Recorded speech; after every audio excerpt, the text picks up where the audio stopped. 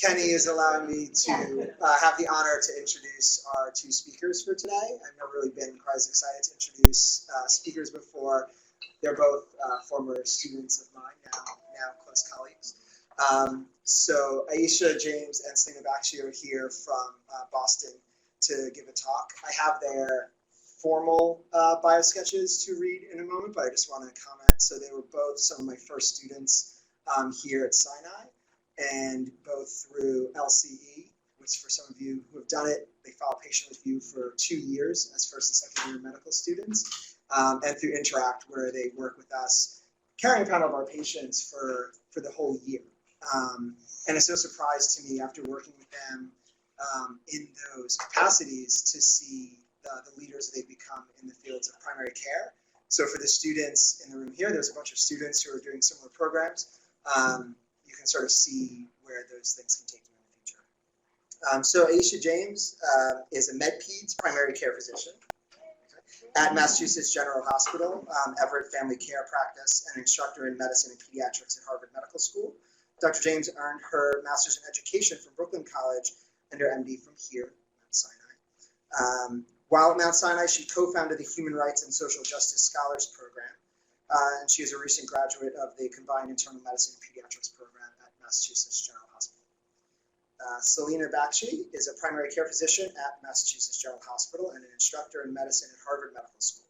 She also serves as a fellow in population health management at the Center for Population Health at Brigham and Women's Hospital, Massachusetts General Hospital. She earned her MD at the Icahn School of Medicine at Mount Sinai. While at Mount Sinai, she also co-founded the Human Rights and Social Justice Scholars Program. Dr. Bakshi is a recent graduate of the Internal Medicine Primary Care Residency Program at Brigham and Women's Hospital and is currently earning an MPH at Harvard School of Public Health. So I'll turn over the mic to you. Hi guys, we're really excited to be here. So our talk is titled Social Medicine and Physician Advocacy, Training Physician Advocates. And so we're going to go through an outline of what we're going to talk about and tell you a little bit of our stories in residency. But before we start, we have no disclosures. We just wanted to, so we both obviously went to medical school here where we worked really closely with Joe and Yaz and Allie and a bunch of other people who did really awesome primary care work. And that really inspired us to be primary care doctors. And so we're really grateful just for the opportunity, not only to be here today, but for the really amazing mentorship that we got. These are two pictures of when we were med students here and we founded the Human Rights and Social Justice Scholars Program, which is basically like a social medicine curriculum. And so we feel not only did it impact us then, but it really influenced our residency experience and then also like how we see our careers as doctors in the future. So we are eternally grateful. So I'll give it to Aisha to start. Hi, everybody. So I'm going to start by going over our objectives. So our plan for today is we hope that we'll provide an argument for why physician advocacy training is needed, and especially within residency training. Give examples of effective physician advocates, describe existing physician advocacy curriculum, and then identify best practices for creating these curricula. And then hopefully, if you're inspired, maybe at an institution where you end up, you could start a similar curriculum of your own. And then this is a breakdown of our talk. So part one, we're really going to highlight why we need physician advocates by reviewing some data on the most pressing issues affecting the health of our community today. And we're hoping this will provide an argument for why we believe that it's a professional responsibility for physicians to be advocates for health equity, not only for individual patients, but in greater society.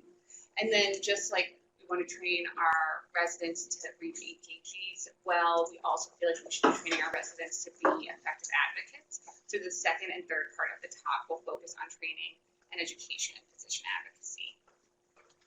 So for part one, so we all know that our role as physicians is really to prevent illness and promote health overall. The problem is that social, cultural, political, and economic factors are really the biggest contributors to poor health in our society today. And fixing these issues does not necessarily fit into the traditional, more narrow role of physician as clinician and scientist. And if we're really going to effectively improve the health of all people and not those who are just the most well off. We need to start to be advocates for social change. So now I'm just going to go over. Oh yeah. Or like I can put it closer to my face. That's easier.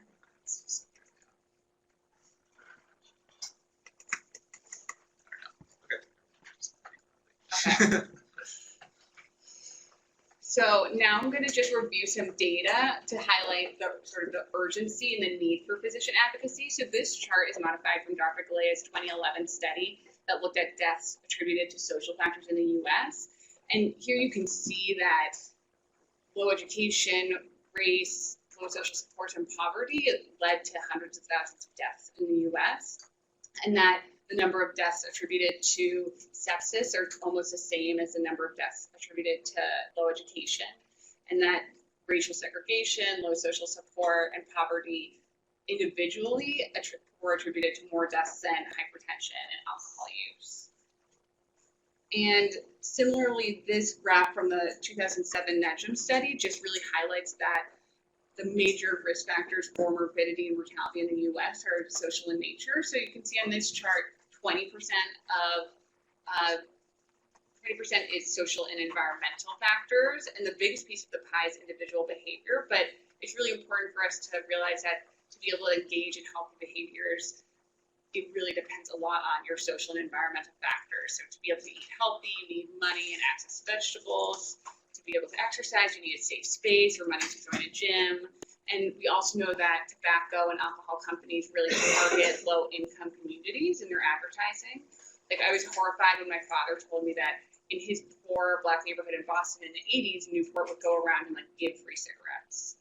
So I would argue that even some of this, the 40% that is individual behavior, actually some of that probably should fall under social and environmental factors.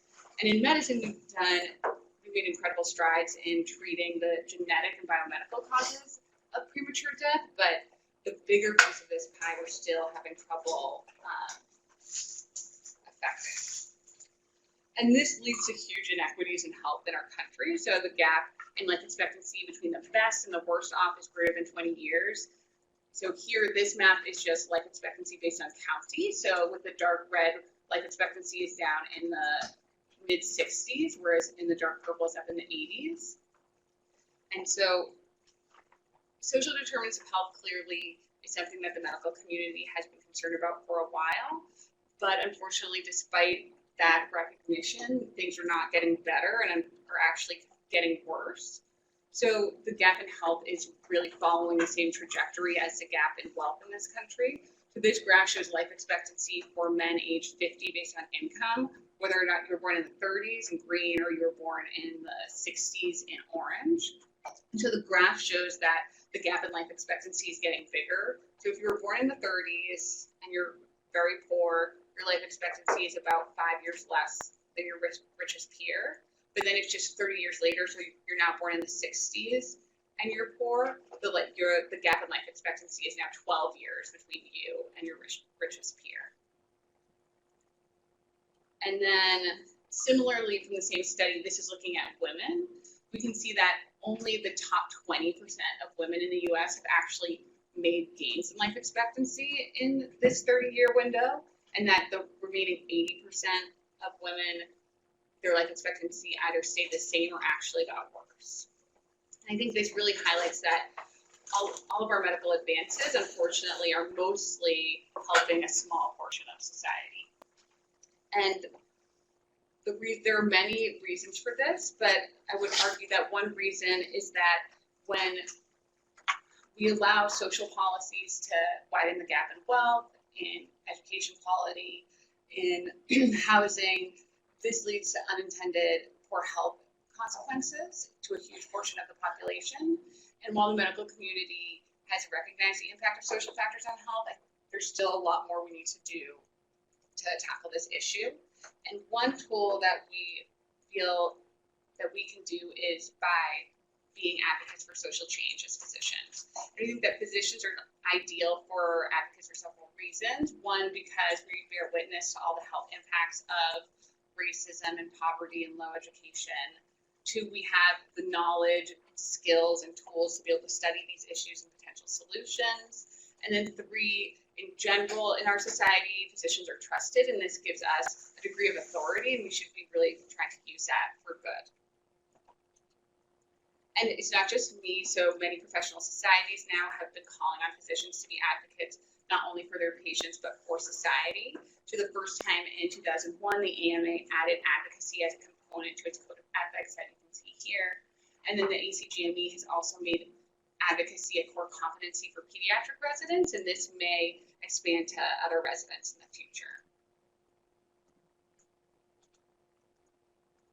And the idea of physicians as advocates is not new. Most of us read the Hippocratic Oath at our med school graduations, and that references the idea of physicians' responsibilities to society back in 400 BC. And back in the 1800s, Rudolf Virchow, in addition to being a pioneer physician scientist, also sort of pioneered the idea of social medicine.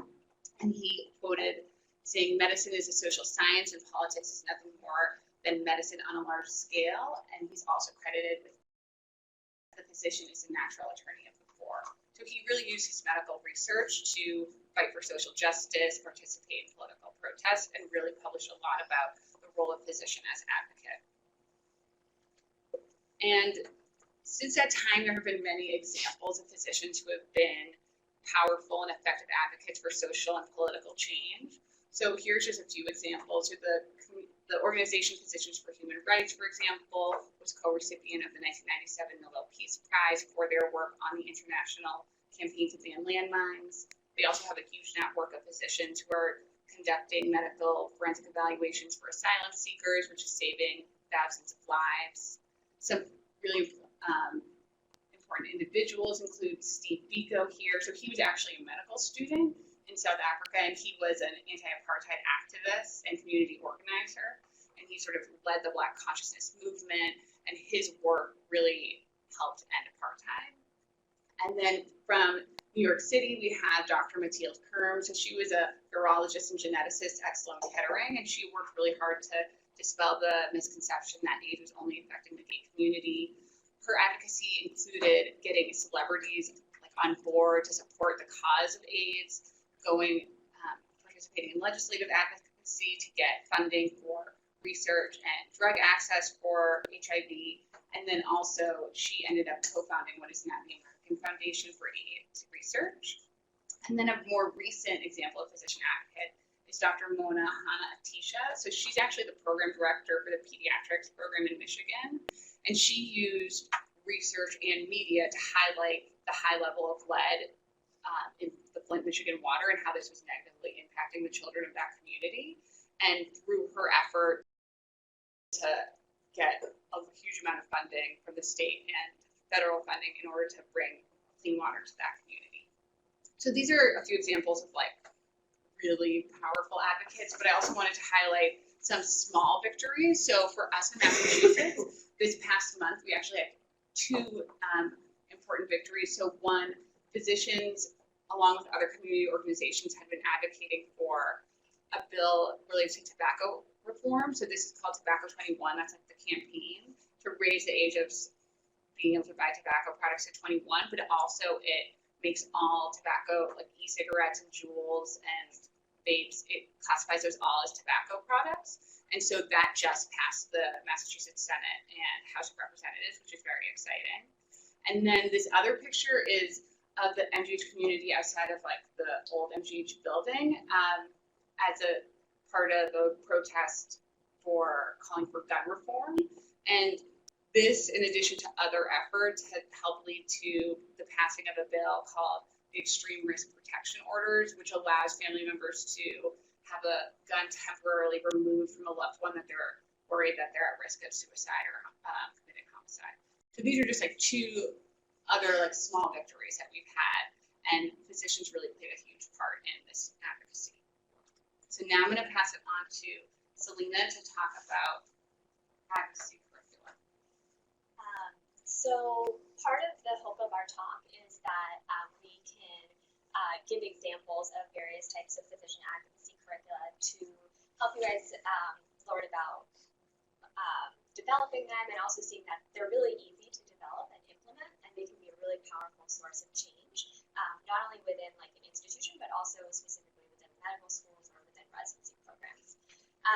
So we're going to talk specifically in this section about advocacy curricula that we developed in our individual residency program.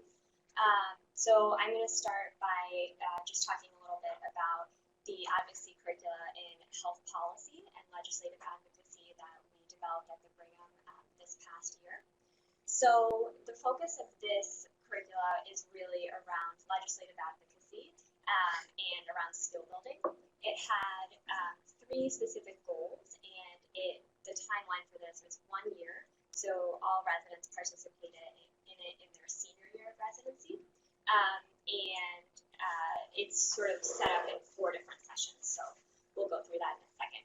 But the goals are really to develop a practical skill set with which residents can advocate for legislative change. And so specifically, those are things like developing a public voice and learning how to educate legislators.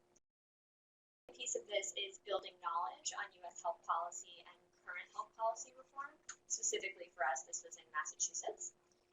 And then practicing legislative advocacy, and this was through a lobby day at the Massachusetts State House and then through other meetings that we had with state legislators. And this curriculum was really built around what residents wanted and the skills and the tools that they wanted to learn. So we did this through 4 different sessions throughout the course of the senior year of residency. And since it's really busy in residency to have people do extra things, we really made this very simple. So it's like 1 or 2 hour blocks where they would come and they would learn things, they would practice them, and then they would leave. So we really wanted to show people that physicians participating in advocacy is easy. It's something that you can learn to do. It's a learned skill, and it's something that doesn't take a lot of time. So I'm just going to go through our 4 different sessions. The first one, practical tools for physician advocacy, is really focused around skill building. The second one, understanding the black box of legislative advocacy, is around content, specifically around U.S. health policy and Massachusetts Mass Health Medicaid. Session 3 is on practicing legislative advocacy, so this is a little bit more skill building, learning how to write leave behinds. And then session 4 is advocacy in action, which is going to the State House and meeting and talking with legislators. So just a little bit more detail. So our first session, so this occurred in the summer of the senior year, and this was an op-ed workshop and writing session. It was a 2-hour blocked off time that happened in the outpatient session, in outpatient time within residency. And what we did for this is we taught residents how to write op-eds, and then we gave them time to work on op-eds during those 2 hours, and then we helped residents get them published. So just showing them that it's really easy if you feel passionate about something. It's easy to write something. It doesn't have to be perfect, and there's like a quick way to, like a quick template that you can learn, and that it's something that can be very impactful. Our second session, the knowledge-based session, so this is also a 2-hour content-based session, and it was really focused on 2 different things. So understanding the legislative process. We really wanted to break it down for residents and doctors, so it's really easy to become a part of the legislative process in like different kind of touch points. And we just wanted to sort of go over a basic kind of schematic of what it looks like for, in general, the legislative process, so people didn't feel like it was kind of hard to understand and difficult to access. And then we also did a portion of it on health policy reform updates, so both on kind of U.S. health policy in general, but also specifically around what's going on in Massachusetts. And that was, again, based on what residents wanted to learn, specifically in Massachusetts as it related to a lot of the patient care that they were providing. And so for this, we had content experts from around the hospital and from around the different schools in Boston come in and chat with us. The third session, practicing legislative advocacy, this was a 1-hour session, and this kind of piggybacks on our 4th session. This was a session that focused on how to write a leave behind, which is essentially like a 1-page document educating a legislator on a specific issue, and learning how to write those basically. So what we did is we focused on 2 different bills that were currently in the Massachusetts State House, and we gave residents about 20 minutes to read about those bills, research them online, learn a little bit more about the content. We taught them how to write a 1-page leave behind, and then we gave them time to do it. Again, showing them that 1 hour, you can develop something really easy and something that will be impactful and useful. And then we took those leave behinds for a 4th session and met with legislators to talk about the 2 bills that we had worked on in our 3rd session. Specifically for us, one of the things that we focused a lot on in our specific advocacy curriculum was opioid policy and opioid use disorder in Massachusetts. So this is just specifics about what we did. So the 2 bills that we focused on, one is for medication-assisted treatment for opioid use disorder for imprisoned individuals, and the second was a safe injection facility bill. And so these were the pieces of legislation that in our 3rd session we gave like the residents information about, and then they researched and they developed the leave behind. And a lot of physicians in Massachusetts ended up doing really great advocacy work around the first one. And it actually, just some exciting news, it actually just looks like it went through the legislature, which was really great. And then our session 4, advocacy in action. So this is where we took our leave behinds that we developed and then we met with state legislators. So again, this was really nice because we had a period of time blocked out within our outpatient time within our residency where a lot of residents were able to go to the State House and in groups of 2 or 3 meet with different legislators. So it was really fun, and it was a cool break, I think, for a lot of the residents who got to go and work on this. And now Aisha is going to tell you a little bit about some advocacy that she did at Teach. Right, so I'm going to talk about 2 programs, one that I founded in the pediatrics department, and then the second one was within our Department of Medicine. So the pediatrics department program, so I founded it and then worked with other residents to put it on throughout the year. So the timeline was 1 year, and all pediatric residents participated in it. And basically, we called it the Advocacy Cause of the Month. So each month had a social medicine topic that we focused our education and advocacy around.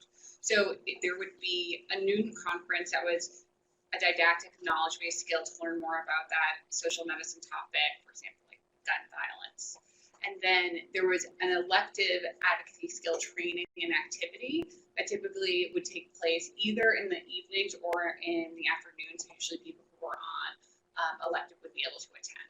So an example of 1 month, so we had our immigrant and refugee month. We had a lecture on seeking asylum in the U.S. Our training was on how to speak with legislators. So a former AAP lobbyist came and talked with the residents about like how you talk with a legislator. And then the activity was going to the State House and talking to our legislators about the Massachusetts Safe Communities Act, which was a bill that helped protect immigrants within the state of Massachusetts. So this is just a photo of our residents, as well as other pediatric residents from the city at the State House going to meet with our legislators.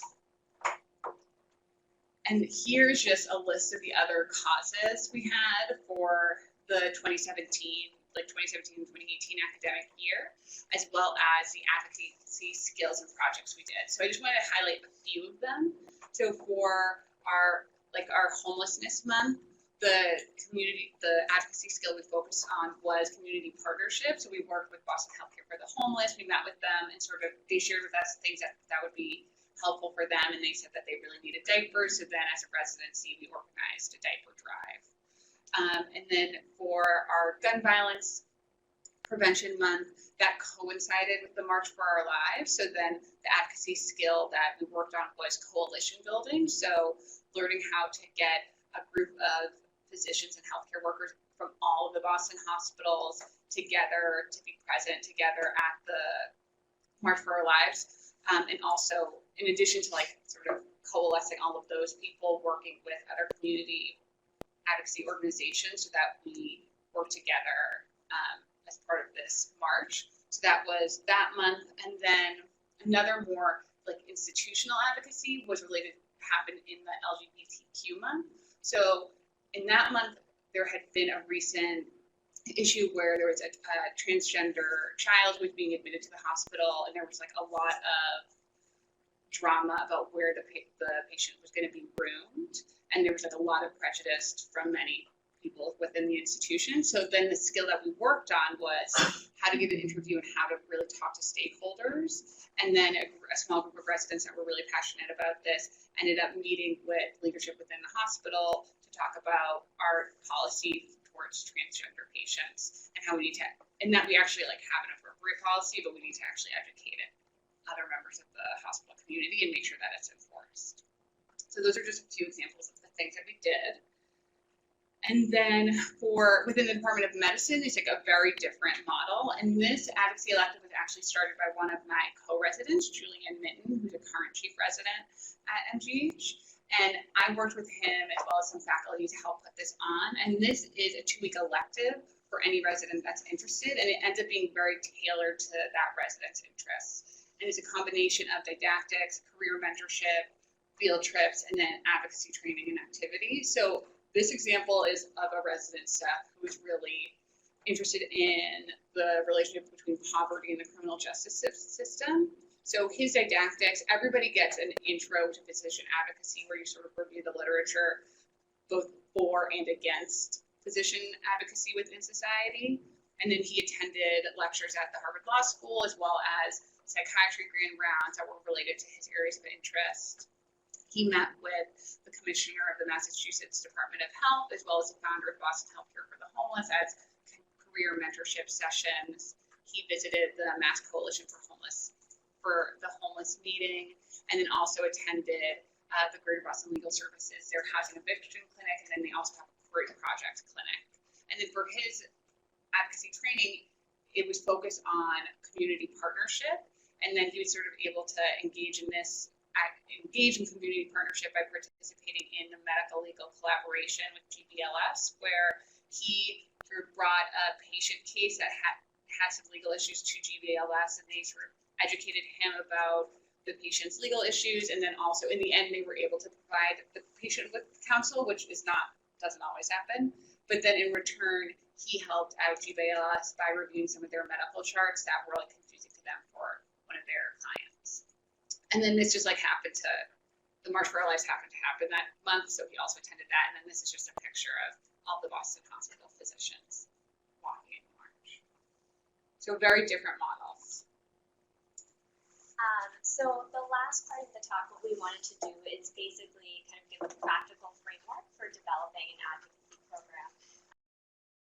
Many of you will go to different institutions after this, so just like a way that if you want to develop something easy, something based on literature, that we put together a quick framework. So in developing our programs and in kind of thinking about how we could disseminate them, we did a big literature review of advocacy curricula across the country, and there are some really, really awesome programs out there, and they're all very, very different. But what we wanted to do is kind of distill those into the major components about what made those programs successful, and then tell you guys a little bit about it. So if you want to do something when you are either here or at another institution, that hopefully this could be helpful. And then we also wanted to show that it doesn't have to take a lot of time, and that there are lots of different flavors. So even something really simple and easy can be really impactful. So we thought that there were 3 kind of big areas in developing an advocacy program that are, the first is a thematic area, the second are the actual components of the program, and the third is, of course, logistical issues that make it possible. So specifically, we're going to talk about that within residency. So we'll start with the thematic areas. So in studying a bunch of these programs across the country, we found that the ones that were most successful really focused on themes that were either content-oriented or skill-oriented. So or of course, an overlap of both. So for example, content-oriented, so social medicine and health equity, health policy, global health, behavioral health, skill-oriented examples, so focusing on legislative advocacy, health services research, community organizing, media and advocacy, and a lot of kind of what the programs were based upon were really driven by what the residents wanted. So just as an example, the one that we did at the Brigham was focused around health policy, specifically in Massachusetts, and around legislative advocacy, because that's really what our residents wanted to think about and learn about. But at Cambridge Health Alliance, which has a really awesome advocacy program. They really wanted to focus on research skills, so a large part of their advocacy curriculum is around health services research, and a lot of their residents have a lot of time built in within that to work on projects and learn different research techniques, and then also go to conferences and kind of meet people and present as a result of that. So I'm just going to go through program components that were in a lot of the different programs across the country and kind of distill them into key features. So first is timeline, and then the other four are didactics, a clinical experience, field trips, and then longitudinal either projects or partnerships. So I'll start with timeline. The cool thing about these advocacy curricula is that they can really be however you want. So Cambridge Health Alliance, for example, has their advocacy curricula, it's the entirety of residency. A lot of programs like ours at the Brigham are year-long blocks that are for a specific year in residency, so either interns or seniors. And then they can be month-long blocks like the example that Aisha gave with the PEDS program that she developed, or they can be 2-week elective or immersion experiences, which are also really easy to develop and can be offered just as kind of like a starting point for people to get more involved in advocacy if they're interested. The didactic component, so this is really like the core classroom component that addresses the chosen thematic areas. So this often includes guest speakers or research or skill-based teaching. Examples of sessions could include like, race and health, prison health, U.S. health policy, really whatever you wanted around your thematic areas. And the cool thing that we saw is that based on where a lot of these programs were geographically, they really drew upon what was, kind of going on in their city or in their community to really build their curriculum and their classroom components. Clinical components were part of some programs, but not all of them. And what these were really kind of exposure or shadowing or like a direct patient care experience in an advocacy-oriented setting. So examples are like a clinical experience in venues like a refugee or asylum clinic, in a prison system or in a homeless shelter. Or it was things like precepting at a student-run free clinic for medical students, or even something as simple as doing a QI project in a continuity clinic.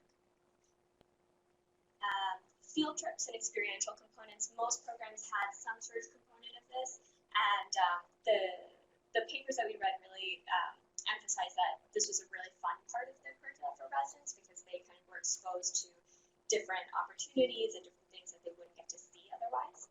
So these were either required or elective visits to supplement the didactic teaching. And so some examples of those include visiting the State House or meeting with legislators, like we did in both of our curriculum. A bunch of the other programs that we read about visited various nonprofits in their communities. So, for example, Physicians for Human Rights, Boston Healthcare for the Homeless, programs that focused more around research took trips to see specific research organizations. So, for example, PCORI in Washington, D.C., or in Boston, the Betsy Lehman Center for Patient Safety and Medical Error Reduction. And then lastly, projects and partnerships. So again, these were in some programs, but not all. They were required or elective experiences that were programs, and these are longitudinal partnerships with a specific group or organization around a specific issue, or these often took the form of a research project. So like either a CPPR or health services research project on a chosen topic that was kind of central to the thematic area. And these projects usually kind of went throughout residency. So just some quick logistical issues. So things that made these programs more successful or less successful: program funding, so either for trips or for having a director to lead the program, protected time away from clinical work. So the way a lot of programs got around this was to really do it during their outpatient time and kind of make it an outpatient-oriented advocacy experience, making it a required curriculum versus elective. So a lot of programs started as an elective experience, and then once that was successful and demonstrated a lot of interest, they were able to then make it something required. And then, of course, support from program leadership, etc. And so I just wanted to quickly go through a few examples of other advocacy programs across the country that are very successful, but also very different. So this is Cambridge Health Alliance, which I referenced a few times. And they have a really cool program that basically goes throughout all 3 years of their residency. And the cool thing about this is the first is the timeline, which is that it's throughout the residency. It's required for all students. And their thematic areas, you can see, are the domains on the right. So health equity, and then health services research methods, and then social change and leadership. And they had sort of all of the different components that I talked about. So they have core classroom time, they have field trips, they have various guest speakers. And then they also have time for students to work within their like outpatient blocks to work on their research project or to like meet with people if they need to. The second example is Montefiore, so their social medicine program, which I'm sure a lot of you know. The cool thing about their program is that it's also centered around 3 different themes, but these themes are very different, as you can see from the Cambridge Health Alliance ones. So these are really centered around patient care, community, and then like basically physician, like patient-doctor relationships. And the cool thing about this program is that they really focus on longitudinal experiences. And so they have their clinical components are really involved as part of their advocacy curriculum. And they also have projects that they develop throughout the course of their 3 years in residency there. And then lastly, another example is from OHSU in Oregon. And so they have, this is a pediatric program, and they have a legislative advocacy curriculum. And this is similar to the one that we had at the Brigham, but it's basically a year-long advocacy program focused around specific legislative issues, and with which they focus around skill building and health policy knowledge. So that's really it. We hope that if you guys, we can send you guys our slides if you want to ever start a program similar to these. And yeah.